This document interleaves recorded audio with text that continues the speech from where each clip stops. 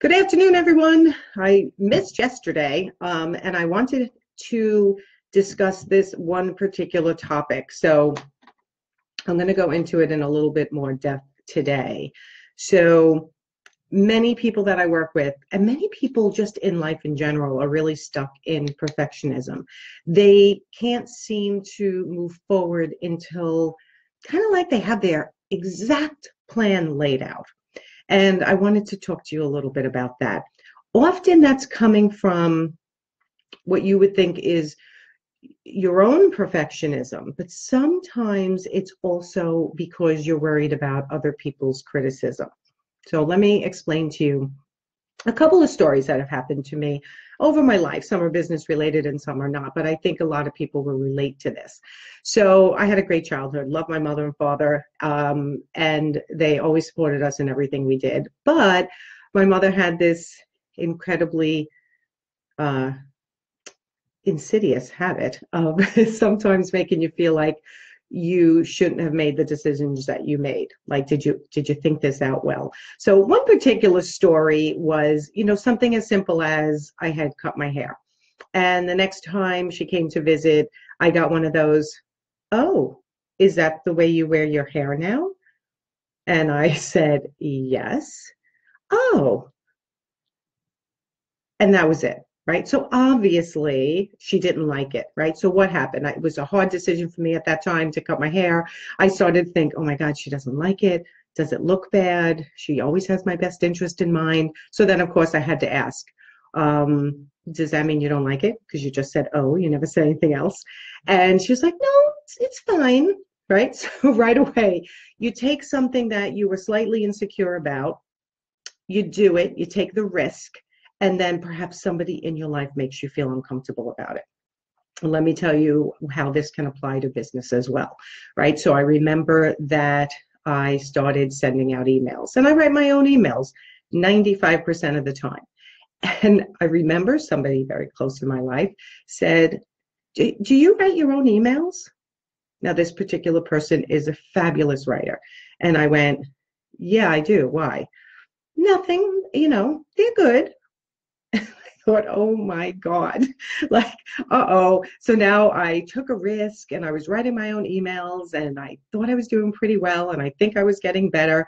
And I had somebody who is definitely much better at writing than I am make an underhanded statement that immediately spoke right to my insecurities. Right? This happens all the time. This happens to all of us, right? As you start to stretch out of your comfort zone and try to take your business to a new level or try to take your life to a new level, and you're making decisions for yourself, and you may be okay with making this effort, but hi, Mari, you can get that, oh my God, like, what if I don't do it well? Then, or I know I'm not perfect at it, but I just want to try it anyway.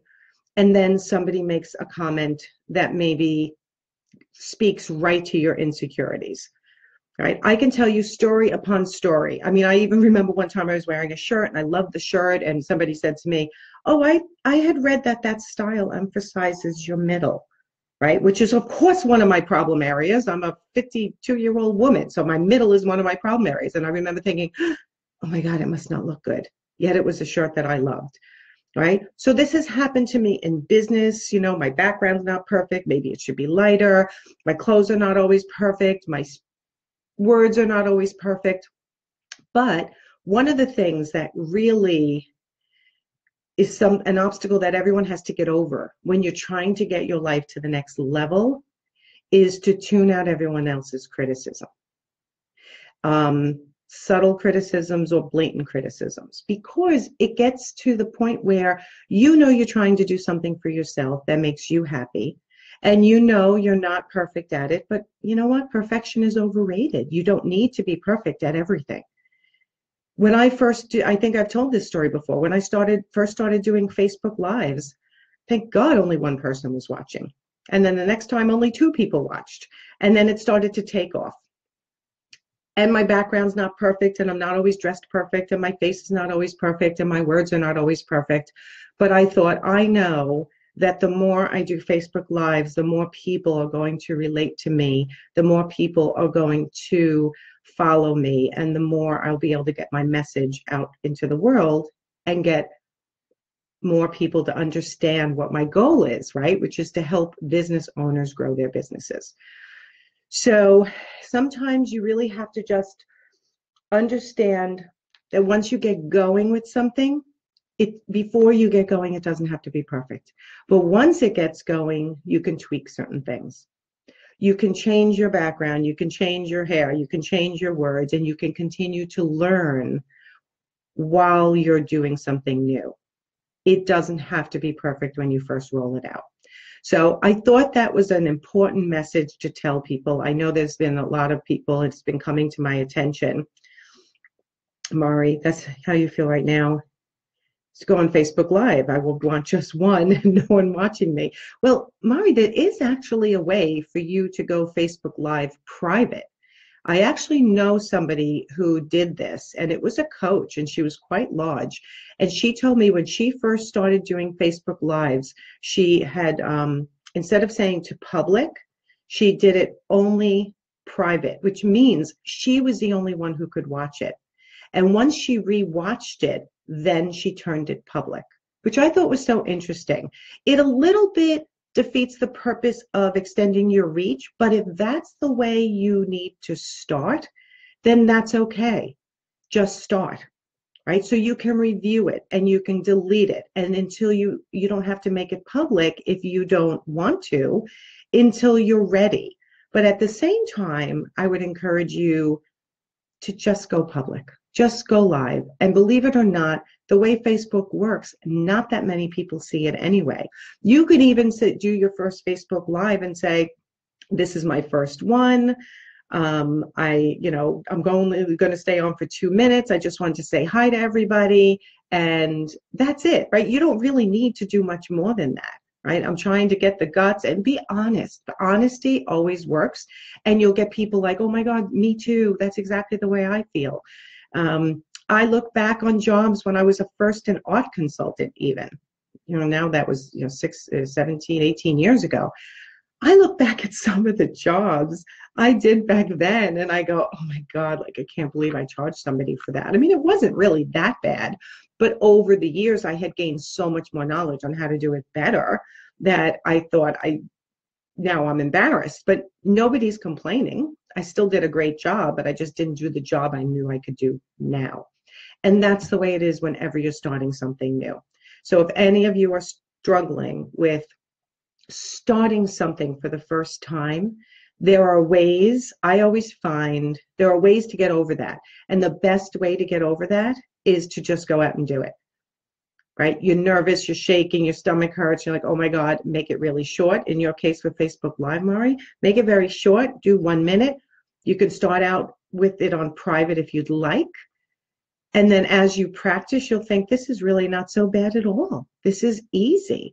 I have many clients who started out that they didn't want to do Facebook Lives, or they didn't want to post on Facebook. They didn't want to increase their friends list. They didn't understand the benefits of it. And now they're seeing the benefits over and over and over again. And they're liking it so much. And they're getting more clients and they're getting more exposure. So sometimes you have to be pushed outside your comfort zone, and you have to be Teflon when it comes to people's criticism. You just hear it, but let it bounce off of you. Okay? And I'm being perfectly honest. I have been criticized on my background. I've been criticized sometimes on my writing. I've been criticized on a new website. And I'm like, you know what? It's not my problem. It's actually their problem. Because if someone's criticizing me, even if it's done really genuinely, like it's not, I shouldn't say criticism, right? But they're making like how it can be improved. And I'm like, you know what? You're right. It can be improved. And I hear you. And next time I make an improvement in that piece of whatever it was, I will keep that suggestion in mind. And I don't get upset about it. I truly take it as a suggestion and not a criticism. So if you can flip your mindset to, it's not a criticism, it's a suggestion, that really helps. And the second thing you have to realize, that if anyone is suggesting something, it could be because it's something that they could never, ever do unless it was perfect for them. And what is that? That's really something that's maybe holding them back in their life.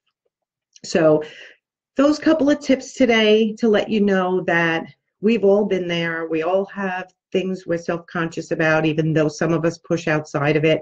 And it's a learning process and changing the way you think about doing new things and getting yourself to the point that if this thing that makes me scared is actually going to help my business or my personal life get to the next level, anyone who tries to undermine that, criticize, or just give really helpful suggestions